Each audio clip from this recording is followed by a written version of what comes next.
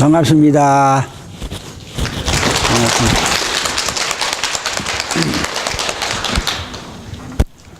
그러면 이제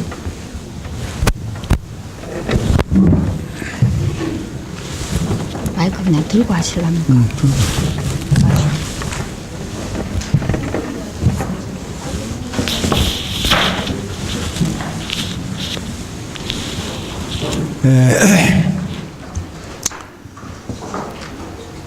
오늘 전통미술 재래와 오칠미나라고 하는 제목을 가지고 여러분들에게 말씀드리고자 합니다. 전통미술을 하다 보면 이제 재료에 대한 것이 상당히 조금 신경 쓰일 때가 많습니다. 그래서 미술 재료를 대개가 다 외국에서 수입을 하는 재료들이 많고, 그래서 이제 고민을 좀 해야 되는데, 미술은 이제 역시 색깔이라고 볼 수 있어요. 색깔로 나타내는데, 이 자연계에서 색깔이라는 것은 청황적 백흑, 오색이 기본이고, 맛은 산삼신강고, 오미가 기본이고, 소리는 궁상각지우 5가지 소리가 기본이고, 방향은 동서남북 중앙, 이것이 기본이고, 그래서 이 대자연과 우리가 대자연 속에서 있고, 대자연 속에서 살고, 대자연을 이용도 하고, 그렇게 이제 해야 된다고 보는데, 그래서 이제 자연 속에서 얻어내는 색깔을 우리가 여러 분야에 이용을 할 수가 있지 않겠나. 그런데 이미 조상님들께서는 대자연에서 아름다운 색깔을 얻어내서 우리 생활에 미술에도 사용했고, 의상에도 사용했고, 우리 일상생활에 사용한 게 많이 있더라고요. 그래서 우선 색깔 쪽에 관심을 두었습니다. 그래서 이제 색깔은 물론 오방 청황적 백흑 5가지 색이 이제 기본인데, 거기서 이제 내가 필요로 한 게 있습니다. 왜 필요로 했냐? 나는 감지의 금리 사경을 하다가 보니까 금리는 사경은 내가 할 수 있는데 감지가 안 되는 거라요. 그래서 감지라는 게 뭐냐? 그래서 많은 전문가들에게 문의를 하고 해봐도 그 당시에는 아는 분들이 별로 없더라고요. 그래서 황수영 박사님이라고 계셨는데, 그분에게 이제 연락해서 감지가 어떤 겁니까 하니까, 감지는 아는데 감지 만드는 거는 자기도 모른다는 거라. 그래서 이제 황 박사님이 모르신다 그러면 누가 알겠습니까 하면서 내가 걱정을 좀 했더만은, 한 몇 개월 후에 전화가 왔을 때도 와서 감지는 한지에 쪽으로 염색한 겁니다 이러더라고요. 그래서 이제 그때 나는 쪽도 몰랐는데, 그러면 쪽이라는 게 뭐 어떤 거냐, 이래서 이제 쪽이라는 식물을 찾아서 저기 쪽이네요. 그래서 이제 쪽을 한 3,000평 정도 서운함 앞에 논에다가 다른 곡식을 안 심고 쪽밭을 만들었어요. 그래서 쪽을 재배해서 쪽은 재배했는데 또 그걸 염색할 줄을 몰라가지고 또 애를 먹었습니다. 그래서 이제 많은 수소문 끝에 연세 많은 할머니들에게 저 쪽을 염색하는 걸 또 배웠습니다. 배워가지고 쪽을 심고 저 쪽물을 우리는 건데 염료를 쪽에서 품고 있는 염료를 추출하는 겁니다. 추출. 물에 담가가지고 우러한다 그러죠. 경상도 말로. 우려내서 건더기를 건져버리고 그 우러난 물로 재물을 넣어가지고 저어서 발효를 시킵니다. 그래서 이제 염색을 하는데 아주 좋은 염색이 나와요. 쪽 염색이. 그래서 이제 쪽 염색을 하다가 보니까 쪽 한 가지마가 하기가 좀 못해가지고 자꾸 욕심이 생겨요. 그래서 또 홍화를 염색하게 되고 또 거기서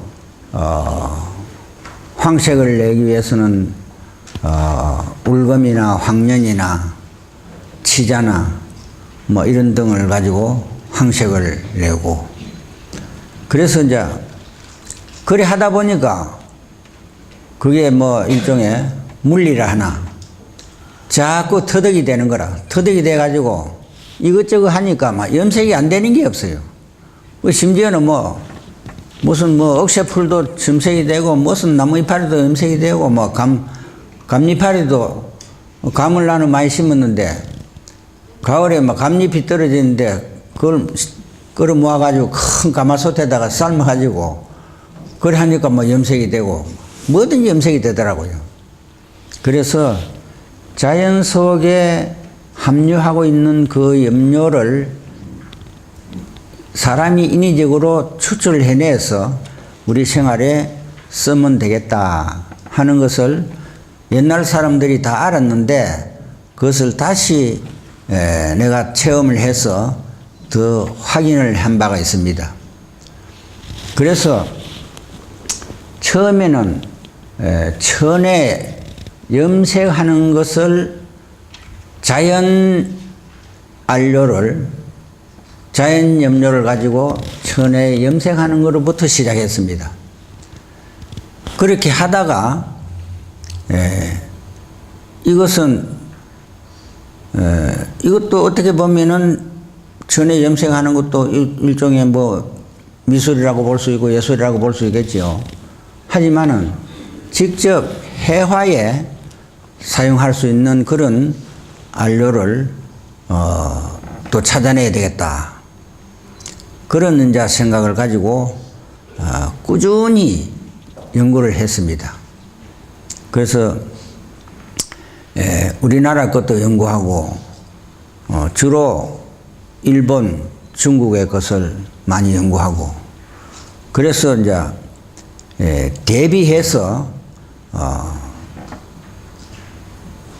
중국의 일본 걸 연구해 가지고 대비해서 우리가 할 수 있는 방법을 또 찾아내는 거라. 그래서 안료를 또 개발하기 시작했어요. 그래서 이제 단청이나 이런 걸 할 때 이제 집에 이거 저거는 자연 염색한 천을 옷이나 뭐 이런 걸 다 쓰고 남는 쪼가리를 저렇게 붙여가지고 벽에도 도배를 하고 천장에도 도배를 하고 그렇게 했습니다. 그래서 이제 남는 쪼가리를 옛날에는 저런 쪼가리 천을 붙여가지고 옷을 성녀들이 옷을 만드는데 그걸 누더기라고 합니다. 누더기 옷인데 저렇게 해서 또 옷도 내가 한 벌 만들어 왔습니다. 저런 천을 가지고. 또 다른 거 넘길까? 네, 염색은 요게 단데. 염색 다지. 예. 예, 그래서 오늘은 이제 주가 염색이 아니고 오칠 미나 작업인데 이제 색소를 자연에서 얻어내는 거 그것부터 이제 해야 되기 때문에 이 염색에 대한 걸 이야기를 했습니다. 그러면 이제 이런 것을 천에 염색을 하지 않고 그림을 그리는데 안료로 사용하는 방법이 없겠냐. 그래서 이런 자연에서 추출을 한 것을 가지고 다시 그림 그리는 안료로 사용할 수 있는 방법을 찾아냈습니다. 염색에만. 그러니까 염료로도 사용할 수가 있고 도료로도 사용할 수 있고, 도료. 이 바르는 거, 그건 도료고, 염색을 하는 거 염료고, 그래서 기본 색깔을 가지고 도료로도 사용할 수 있다. 그런 것을 이제 찾아냈는데, 예를 들어서 이제 단청을 할 때, 그 쓰이는 그 색깔, 이런 것은 이제 석채라고도 하고, 돌에서 이제 색깔이 있는 돌을 분말로 해가지고 그것을 사용하는 것을 이제 석채라 그러는데, 요즘은 서울에 석채를 만드는 공장이 있답니다. 그것은 전 세계에서 이 색깔 있는 돌, 보석 같은 이런 것을 수입을 해서 그걸 갈아가지고 요새는 이제 좋은 석채가 나온답니다. 나오는데 옛날에는 그런 것이 되지 않았습니다. 말이 석채지. 그 보석을 갈아가지고 그렇게 다 할 수가 있는 여건이 안 됐어요. 그러면 이제 어떻게 했냐. 우리는 석채라고 하고 중국에서는 암채라 합니다. 바위 암자. 메산 밑에 돌석한 그 바위 암자. 암채라 그러고 일본에서도 암채라 그런다. 한자를 바위 암자로 씁니다. 그래서 일본의 전통하는 지금까지도 거의 암채입니다. 암채로 쓰지 않으면 일본에서 일본화로 인정 안 할 정도로 일본은 완전히 전통이 되었습니다. 그런데 우리는 석채가 그리 용이하지 않으니까 그렇게 많이 발달이 안 됐어요. 그런데 암채를 일본 사람들 그 암채를 어떻게 하는가 내가 살펴보니까 순전히 보석에서 갈아가지고 나온 그게 아니고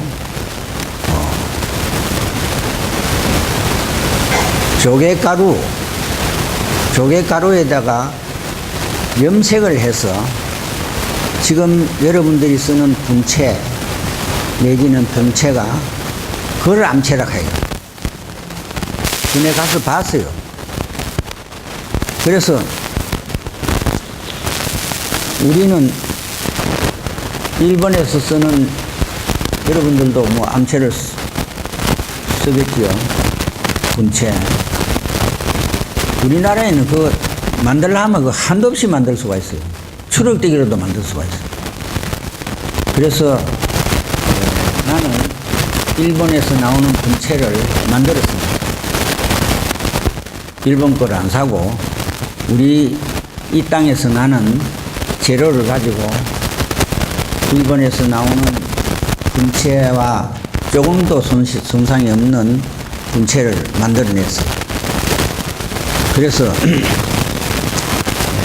그런 것이 연구를 하면 그래 어렵지 않아요. 그래서 이제 봉채는 또 먹 만들듯이 분채를 가지고 악어에 개가지고 우리 한과 뜰 때 그 가다 있죠. 그거다가 눌러가 찍으면 그게 봉채가 되는 거라. 봉채는 몽둥이 봉자입니다. 몽둥이처럼 먹처럼 이렇게 되는데 그것은 악교에 개해가지고, 분체를 악교에 개해가지고, 찍어가지고 구타하면은 그것이 봉체라. 내나, 분체, 안료가 내나 봉체라. 그래서 분체와 봉체는 그리 어렵지 않아요. 그래서 앞으로 우리 미술의 발전을 위해서 나는 이 재료에 대한 것을 굉장히 연구를 좀 많이 했습니다. 나름대로. 그래서 석체는 원석을, 보석을 갖다가 갈아서 가루를 만드는 그런 석체는 하기가 쉽지 않아요. 가공하는 것은 쉬운, 크게 어렵지 않는데 그걸 구입해가 그 비싼 가격으로 구입해서 하기가 일이 어려워요. 그래서 분체 만드는 방법으로 분체는 원료가 조개가루입니다. 조개가루에 색소를 넣어가지고 분체를 만드는데 석체도 돌가루에 색소를 넣어가지고 만들면 석체가 되는 거라. 그래서 석체와 분체를 다 만들 수가 있다. 그겁니다. 그래서 앞으로 재료가 풍부해야 우리가 마음 놓고 그림을 그릴 수가 있지 않겠나 그런 생각을 해봤습니다. 그리고 내가 지금 주로 하고 있는 오칠 미나 작업 이것은 분체와 봉체 그것이 아니고 이것은 옷에다가 옷나무의 진이거든요. 옷나무의 진이 그 일종의 수지인데 옷나무라는 것은 이 지구상에 우리 아시아에 밖에 안 납니다. 아프리카 일대도 없고 아메리카 일대도 없고 유럽에도 없고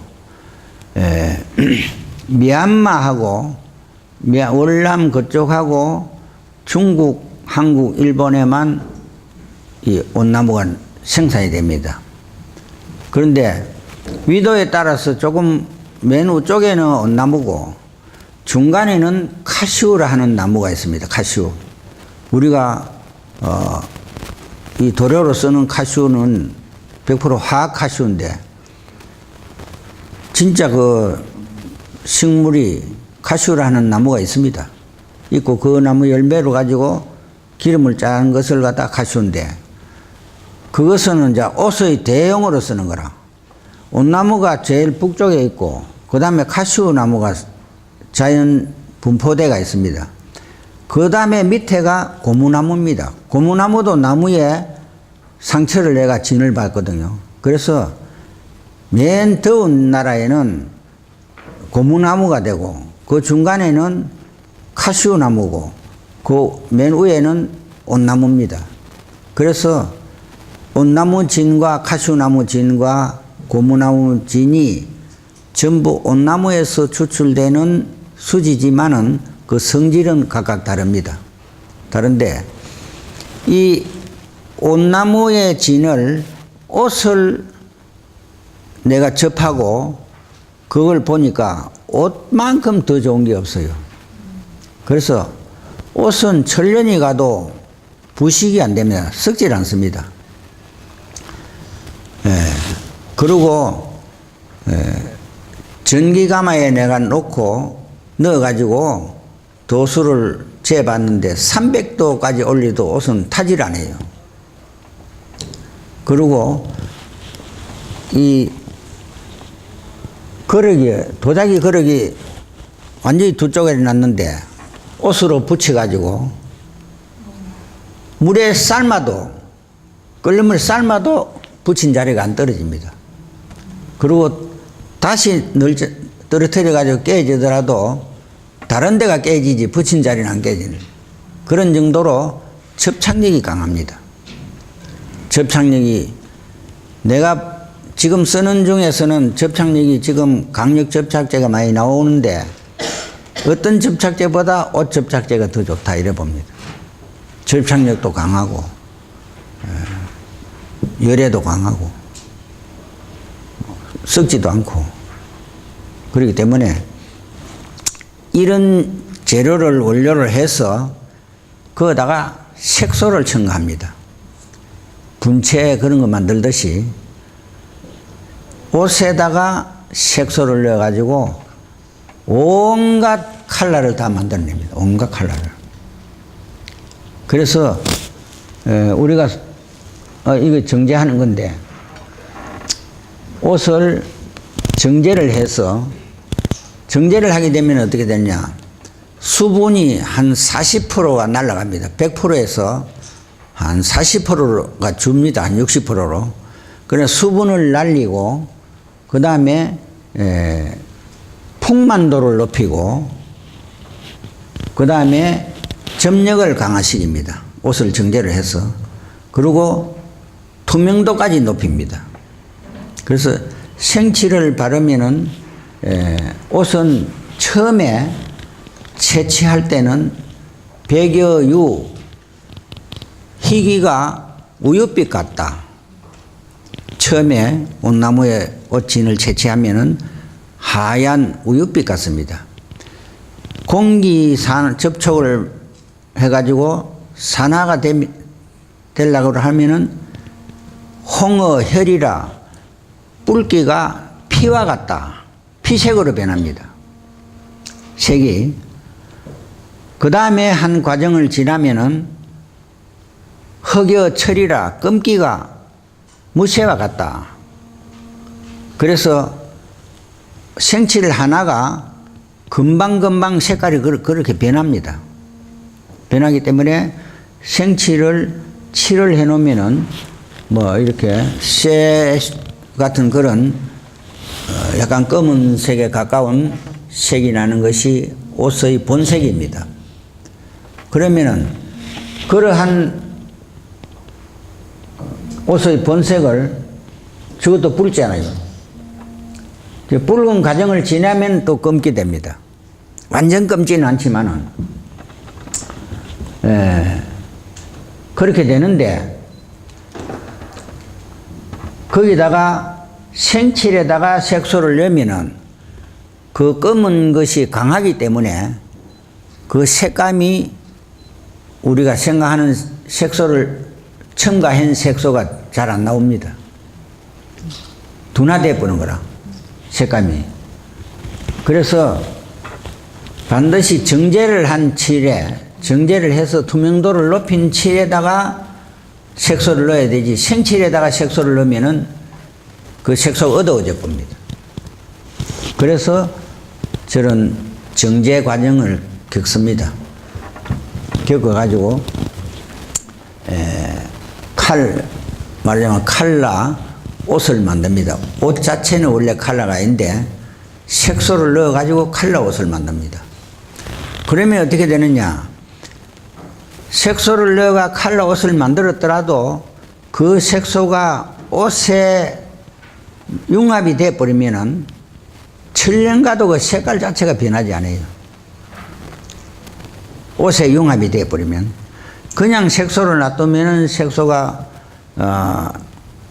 조금 이렇게 변화가 될런지 몰라도 옷에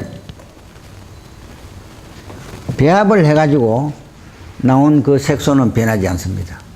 그리고 이 옷의 안료는 살활자, 활성이 있습니다. 이것은 살아 움직이는 것 같은 그런 성질이 있어요. 그래서 처음에 오칠을 해가지고 우리가 그림을 그리놓으면 조금 어두운 빛이 있는데 6개월, 1년 지나면 그게 핀다고 합니다. 표현을 핀다고 합니다. 그래서 환하게 맑아져요. 그래서 그걸 옷은 활성이 있다. 변화하는데 다른 색깔은 시간이 가면은 어두워지고 탁해지면 탁해지지 더 밝아지고 더 맑아지지 않는 거라. 그런데 옷은 시간이 갈수록 맑아지고 밝아지는 거라. 그래서 이걸 핀다고 말을 합니다. 그래서 옷 이 안료를 가지고 그림을 그릴 때는 정말 나는 이거 이상 없다. 그래서 서양화의 안료도 이거 따라 못 간다. 전 세계에서 그림 그리는 안료 중에서는 현재로 이 옷 안료 이상은 없다. 그렇게 보고 있습니다. 다른 사람들은 어떻게 평가하는가 모르겠지만. 그래서 이 옷 안료를 가지고 그림을 그리고, 또 그림을 그리기 이전에 바탕을 처리할 때도 옷으로 밑바탕을 처리합니다. 우리가 캔버스에 여러 가지 사전에 작업을 하지, 그림 그리기 전에. 그 작업을 옷으로 해봅니다. 옷으로 해버리면은, 이거 옷은 유리에 말고는 다 접착이 됩니다. 무쇠에도 접착이 되고, 나무에도 접착이 되고, 종이에도 접착이 되고, 그런 때문에 옷으로 밑작업을 해서 그림을 그리면 우리가 철판에도 그림을 그릴 수가 있고, 목판에도 그림을 그릴 수가 있고, 여러 가지 밑작업을 해서 그 안료를 가지고 또 그림을 그리고 이렇게 할 수가 있습니다. 그래서 또 서양에서는 이 옷이 없고, 또 옷 오르는 게 있거든요. 옷 탄다 그게 있습니다. 그럼 서양에서는 아주 독극물로 취급해요. 그래서 부산에 권상호 교수라고 옷 전문가가 계시는데, 일본 동경예대를 졸업하고 아주 우리나라에서 아주 옷 전문가가 있는데, 그분이 미국에 1년간 초청을 받아서 미국의 대학에서 1년간 교환교수로 갔는데, 그 학생이 옷이 올라가지고 난리가 났답니다. 그래가 막 구급차가 오고 무엇이 앰뷸런스가 오고 이래가지고 병원을 실려가지고, 그래가지고 미국에서는 그걸 대단하게, 또 나수는 약이 없어요. 우리나라도 옷 올라갖고 금방 낫는 약이 없습니다. 병원에 가서 주사 맞아도 금방 안 났어요. 약을 먹어도 금방 안 낫고. 위안은 되지 좀. 그래서 옷 올라가지고 일주일간 옷이 성하고, 일주일 이상 되면 옷이 약해집니다. 내려옵니다. 그러니까 2주일 되면은 자연히 나서버려요. 2주일이 지나면은. 근데 그동안에 못 견디가지고 안 돼. 못 견디가지고. 건지럽고 불이 켜고, 어떤 사람, 심한 사람은 진물이 나고 굉장합니다. 그래가지고 이제 그것이 좀 어려운 점이 있지. 그 외에는 아주 이 옷 염료밖에 없다고 나는 보고 있거든. 그래서 저걸 그림을 그릴 때 우리가 이제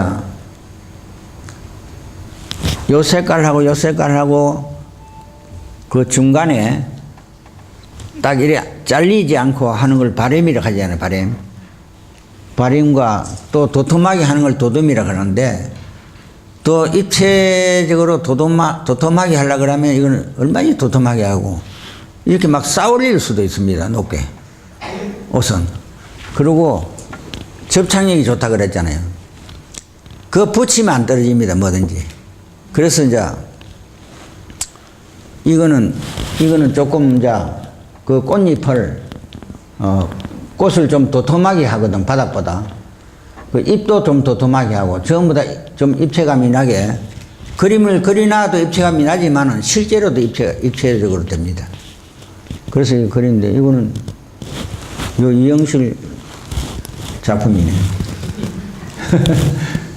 그래서 이제 이거는 과정입니다. 그래, 칠을 해가지고 빼바로 깎고, 심지어는 전동 빼바로 막 갈아내고 이런 경우도 있습니다.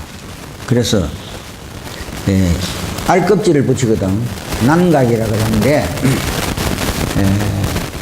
계란 껍질, 오리알 껍질, 무슨 꽁알 껍질, 이런 알 껍질을 통칭해서 난각이라고 합니다. 난각. 알란자 껍질 각자.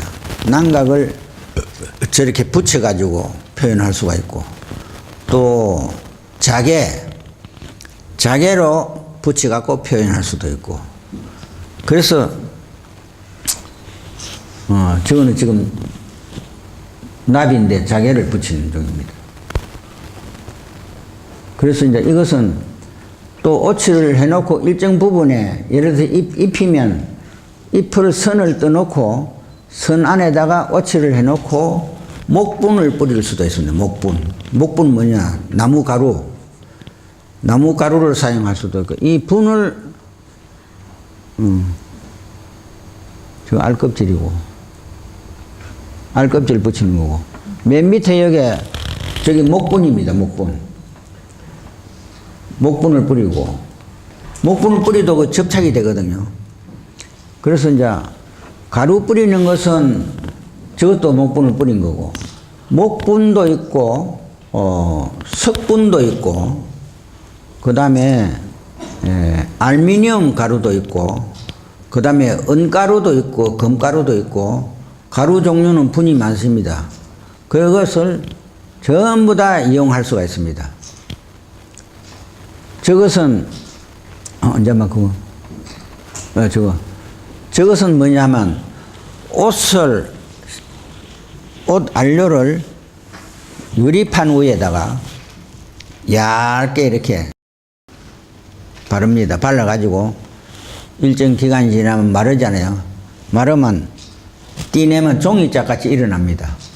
종이짝 같이 일어나면은 그걸 건조시켜 가지고 말려가지고 믹사 가는 데 있죠. 그게 자르는 게 있고 완전 분쇄시키는 게 있거든. 그 기능에. 그리고 절단 기능에다가 맞춰놓고 하면은 이런 가루가 나옵니다. 이런 게. 저런 걸 옷을 유리판 위에 칠을 해놓고 말려서 그걸 띠내면 종이짝 같이 일어나거든. 그러면 완전히 말라보고 나면 손으로 이렇게 해가지고 그 다음에 믹서에 갈면은 저런 것이 이제 저걸 칠분이라고 합니다. 색칠분. 그러면 저게 이제 100% 미세한 가루가 아니고 저것도 이제 치거든요. 20목짜리, 30목짜리, 40목짜리 이렇게 쳐면은 그 굵기에 따라서, 용도에 따라서 내가 필요한 용도가 따라서 아주 부드러워야 될 때는 더 미세하게 갈고, 그래서 이제 작품 할 때 좀 굵은 걸 뿌려야 될 부분, 또 좀 아주 부드럽게 해야 될 부분, 그런 것을 자기가 알아서 자기 그 작품에 맞춰서 사용을 합니다. 그래서 온갖 색깔, 저걸 갖다가 또 우리가 유화 배합하듯이 저 색깔 3원색만 가지고 30가지 색깔, 100가지 색깔을 낼 수가 있잖아요. 내 가지고 역시 또 저런 방법으로 만들면은 저 칠 가루가 색깔이 100가지 색깔도 낼 수가 있습니다. 그래서 이 그림을 그릴 때 질감의 효과를 낼 수가 있거든. 질감의 효과를. 그리고 우리가 이제 산에 있는 흙도, 우리나라도 흙이 그냥 산의 흙도 여러 가지 색깔이 있어요. 나는 그걸 많이 수집해다 놨는데 한 20가지 정도 색깔을 수집해다 놨어요. 근데 그것도 역시 우리 그림에 옷하고 배합을 해서 그림을 그리면 완전히 자연 물감 그림이 됩니다. 그래서 이거는 이제 저거는 붓이거든요. 붓인데 인모붓입니다. 인모. 사람의 머리카락인데 여러분들 머리카락은 한 사람도 안 됩니다. 일단 미장원에 갔던 머리는 안 돼요. 그래서 이제 저기 한국에는, 중국에도 소수민족도 지금 자꾸 미장원이 생겨가지고 그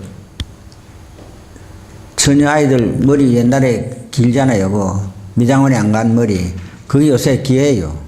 그래서 중국에서도 내가 저걸 맞추려 하는데 저 머리카락을 못 구해가지고 애먹어요.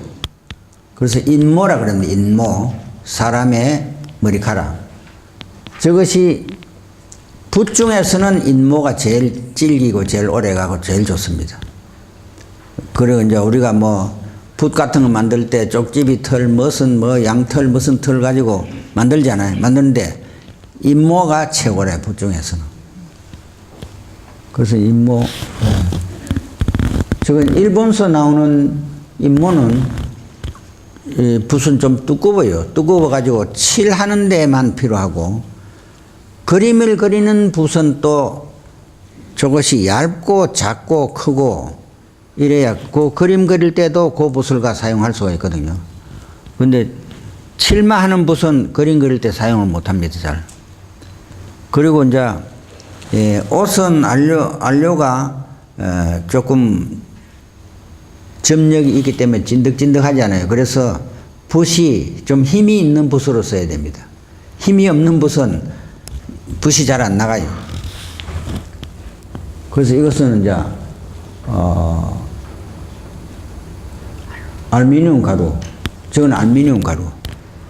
알루미늄 가루를 저거 옷에다가, 그러니까 녹색 옷에다가 이 반죽을 해서 그냥 막 바르든지 뭐 어떻게 뭐 하면 되는 거라. 그래서 이제 저거는 알루미늄 가루를 청색 옷에다가 섞어가지고 저렇게 하면은 뭐 구름 같은 형상, 뭐 물결 같은 형상, 뭐 그렇게 여러 가지 형상을 낼 수가 있습니다. 효과를.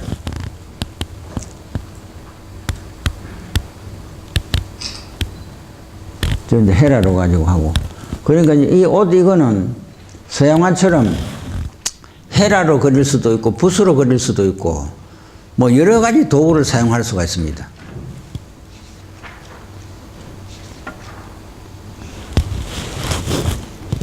저거는 이제 저거는 저 다이에 간이 건조됩니다. 저거는 간이 건조돼. 옷은 일반은 건조가 되면은 건조하면은 건조가 되는데 옷은 습도가 75%, 온도가 25% 좌우가 돼야 옷이 건조가 됩니다. 습도가 없으면 건조가 절대로 되지 않아요. 그래서 저거는 간이 건조된데 저 선반에다가 작품을 올려놓고 강목이나 천에 물을 적시 가지고 저 덮어요. 덮어놓고 마르면 수분이 밖으로 날아가니까 비닐을 갖다 또 위에 덮어놓는 거라. 덮어놓으면 수분이 밖으로 못 날아가거든요. 그러면 그 천에 젖어가 있는 그 수분이 그 안에 머물러 가지고 건조를 시킵니다. 옷을 건조를 시킵니다. 그래서 간이 건조됩니다. 그리고 옷 작업장에는 제대로 건조방이 따로 있어야 돼요. 큰 작업하는 데는. 이거는 이제 간이 좀 건조되고. 저 로라로 가지고 옷을 또 칠할 수 있습니다. 로라로 뺑기 칠하듯이. 저렇게도 이제 해가 바닥 칠을 하고. 저거는 이제 아주 얼금얼금 쏘물지 않는 그 삼배, 그걸 가지고 오칠을 해서 문양을 찍는 겁니다. 저거 바닥 문양을 찍고.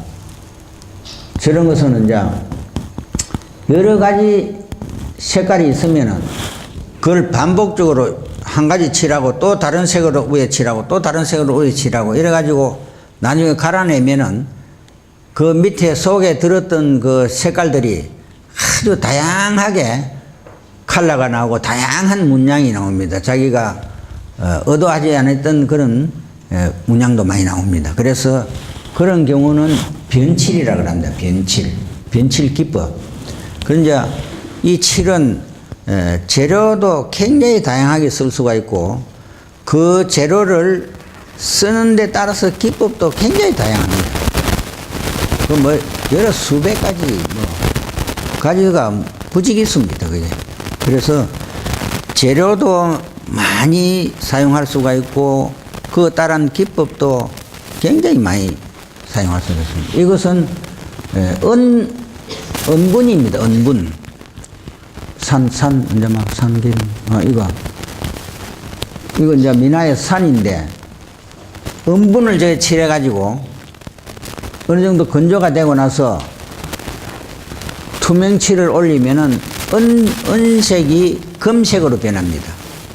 완전 금색은 아니라도 상당히 금색에 가까운 색이 변합니다.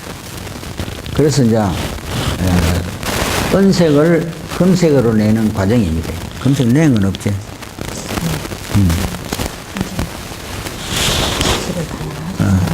그리고 이제 이 옷을 가지고 저 이제 단청하는 중인데 단청. 이 옷 안료를 가지고 우리가 전통 단청을 그대로 할 수가 있습니다. 전통 단청 문양이나 색깔이나 단지 이 재료만 가지고 할 수가 있거든. 그럼 우리가 저거 붙으면 안 떨어지거든요. 그래서 남대문에 뭐 단청이 뭐 방랑이 되고 뭐 이를 샀잖아요.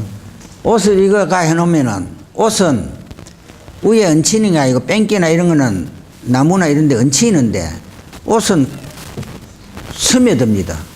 침투성이 있습니다. 그래서 이 나무 조각에다가 오칠을 하고 그 다음에 뺑기칠이나 이런 걸 하고 해가 옆으로 딱 잘라보면은 옷은 스며들었고 뺑기나 다른 안료는 얹혀가 있습니다. 얹혀가 있으니까 떨어질 수가 있고 옷은 그 침투해가지고 스며들어 있어요. 그래서 옷 단청을 하면은 절대로 박락이라 하는 건 있을 수 없습니다.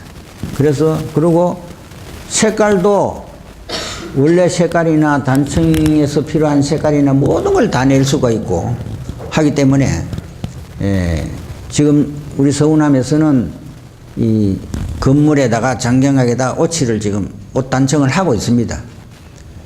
세계에서 옷으로 단청하는 것은 처음입니다. 전 세계에서. 일본에도 없고 중국에도 없고.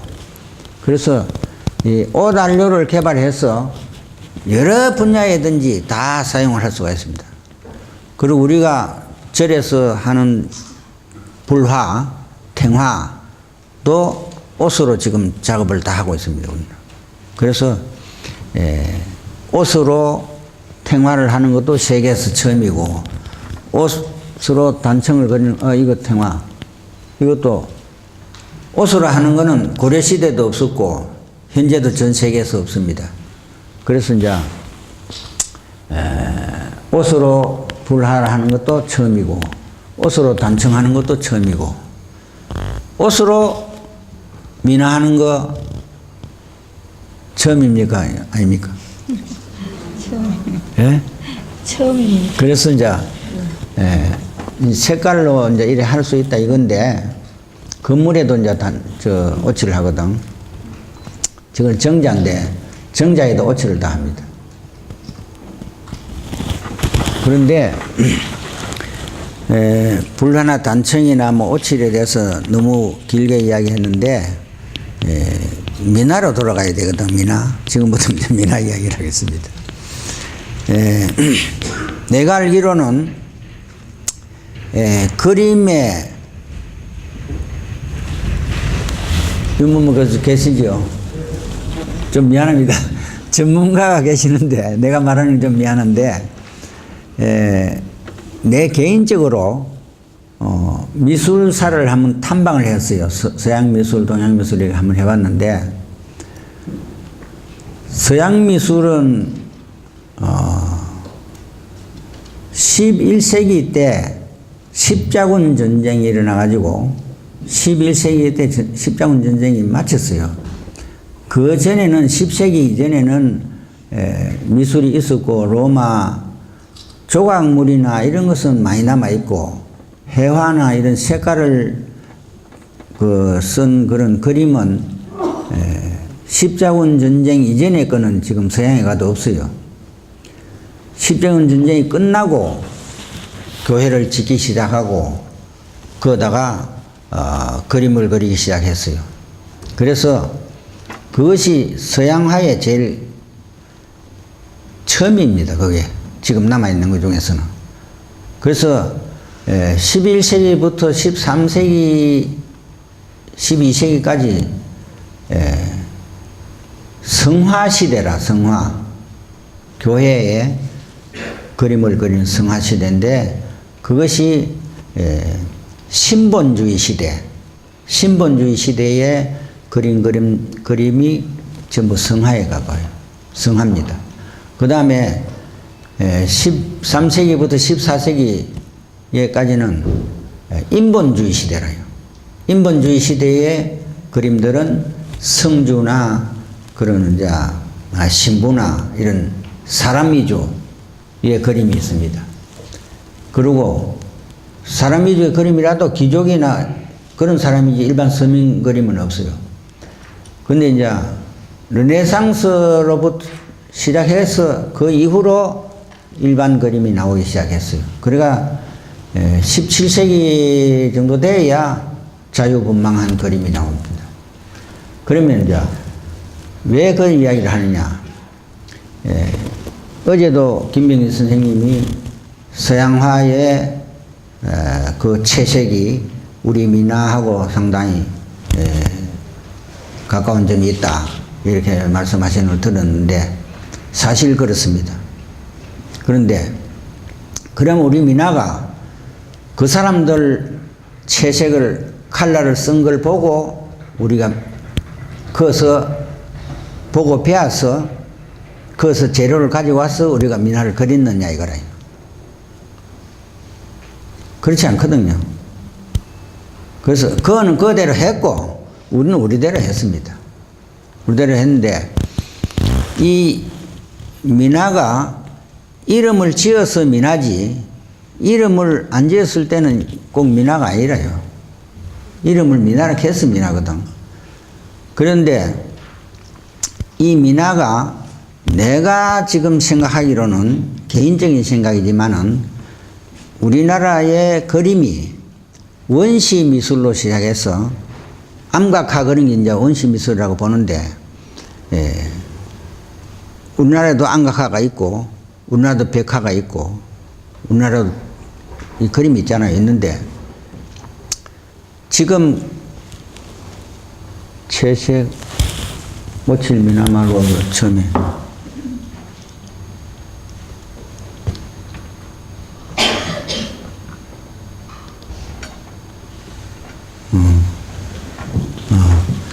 근데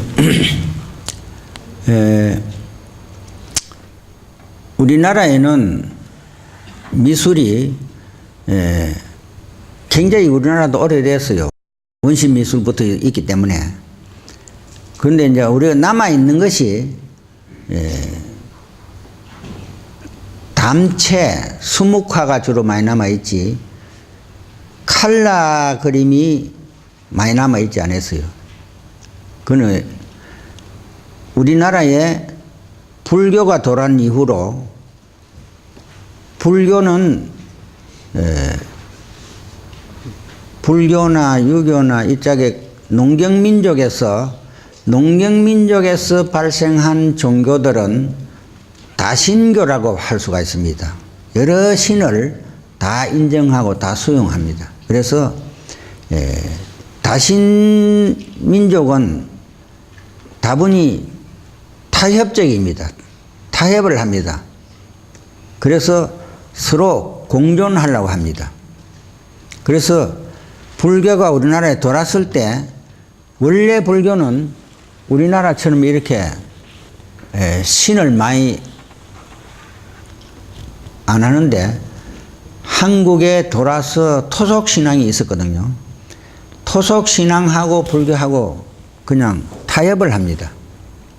타협을 하기 때문에 미술이 불교 미술이 우리나라의 탱화의 종류가 32종류라 32종류 탱화의 종류가 그러면은 조항탱화, 산신탱화, 뭐 칠성탱화 이래가 그 원래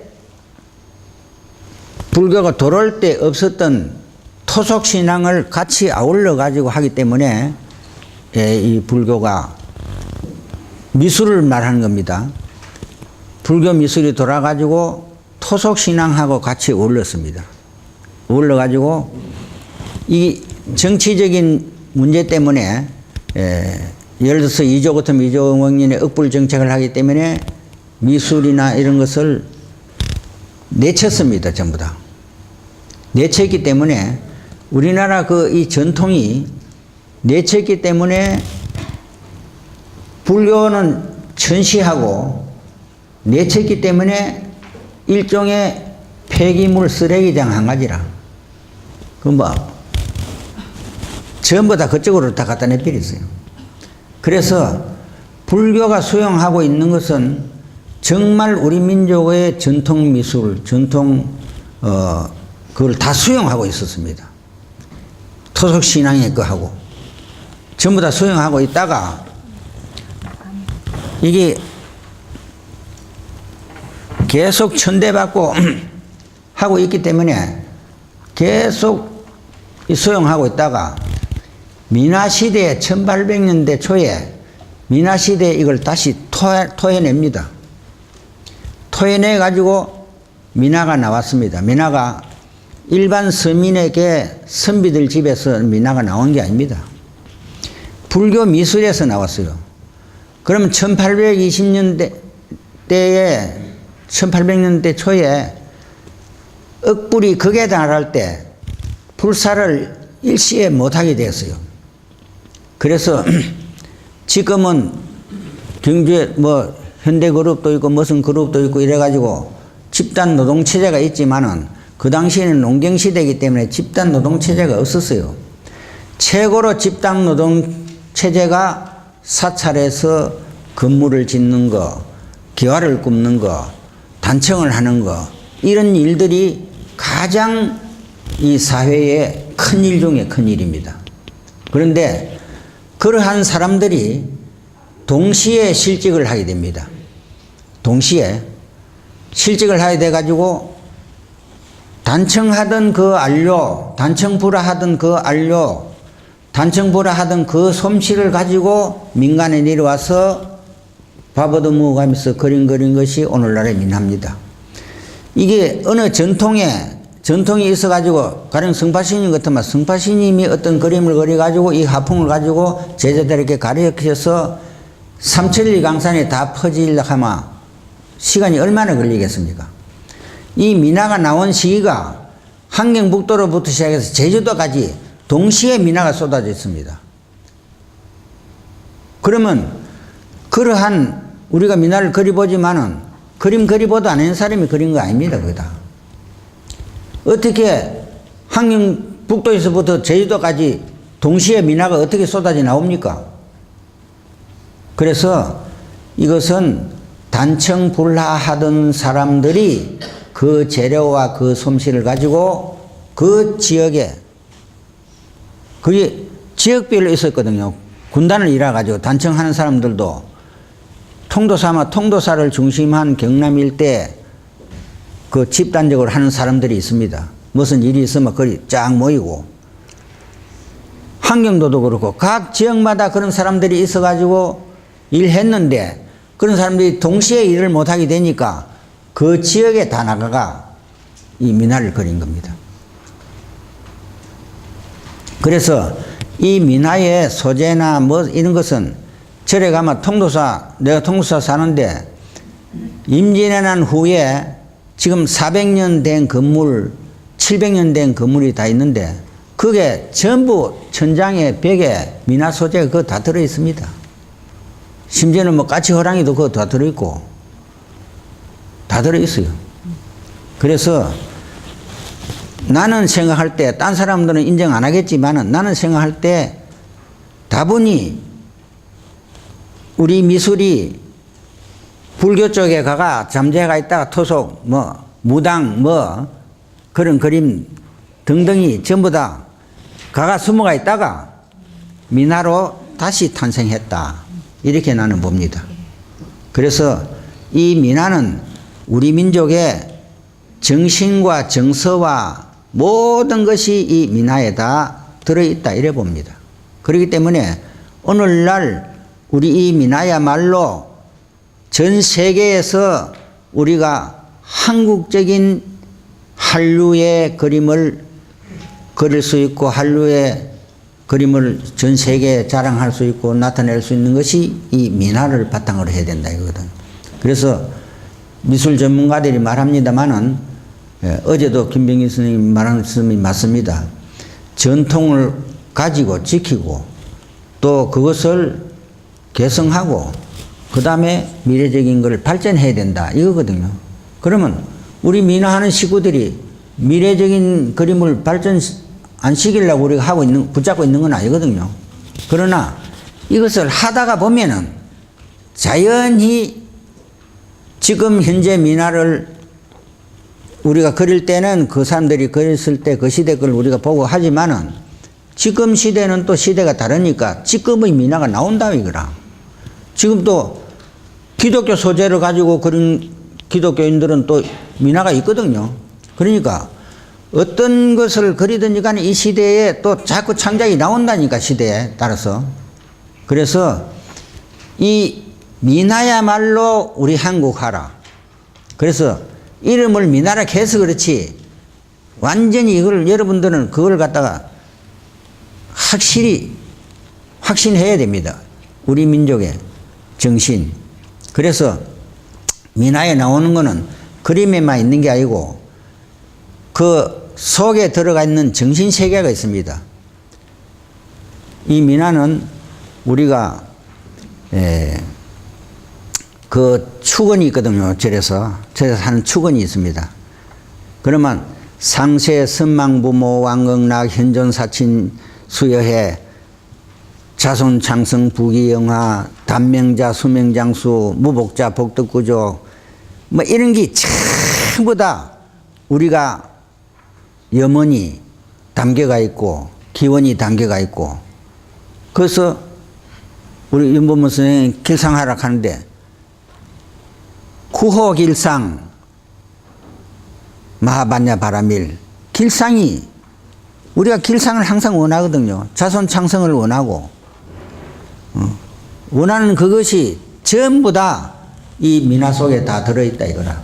그래서 민화를 그냥 민화로 보면 안 돼요. 우리 한국 국민의 민족성이 그 들어있고 민족의 정서가 들어있고 민족의 습속이 풍속이 들어있고 단순히 그림이 아니라요. 여기는 문학이 있고 예술이 있고 뭐 다 있어요. 단순히 민화 그 그림으로 보면 안 된다고요. 그래서 여기에 전 우리 민족의 혼이 녹아가 있는 것이 이 민화 속에 녹아가 있기 때문에 이것을 가지고 우리가 다시 미래의 시대를 향해서 우리가 개발하면은 틀림없이 전 세계에 제일 가는 우리 그림이 나옵니다. 그래서 여러분 그렇게 생각 안 됩니까? 예.